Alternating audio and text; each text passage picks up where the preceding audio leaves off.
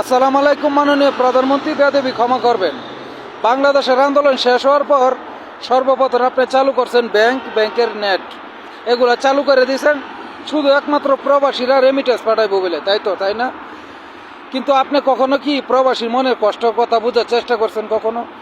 শুধু জীবনভর আমাদের রেমিটেন্স নিয়ে বাংলাদেশ উন্নত করলেন, কিন্তু আমাদের মনের কষ্টটা আপনি কখনো বোঝার চেষ্টা করেন নাই।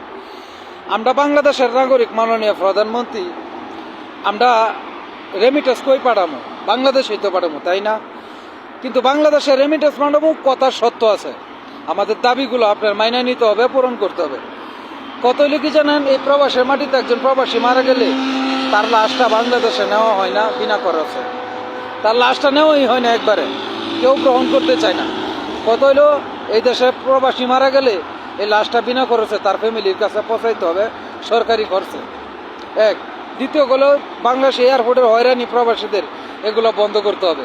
আর অন্য কান্ট্রির মানুষ 50, 60, 70 হাজার টাকা দেয়, বিদেশ আছে, আমাদের চেয়ে বেশি টাকা বেতনে চাকরি করে, কিন্তু আমাদের বেশি টাকা লাগে, 6 লক্ষ 5 লক্ষ টাকা লাগে। এগুলো বন্ধ করতে হবে, এগুলো বন্ধ করবেন। আর যে কোনো একটা প্রবাসী যদি এ প্রবাসের মাটিতে এসে মার খায় রিপ্লাই বাড়িতে চলে যা, তাদেরকে সরকারিভাবে হেল্প করতে হবে।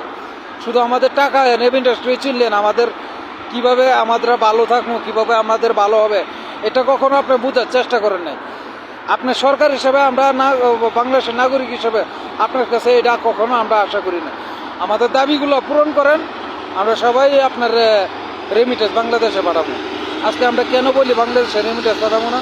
আমাদের মনে কষ্টে বলি, আমাদের মনে অনেক কষ্ট, যেগুলো কখনো আপনার শোনার চেষ্টা করেন নাই।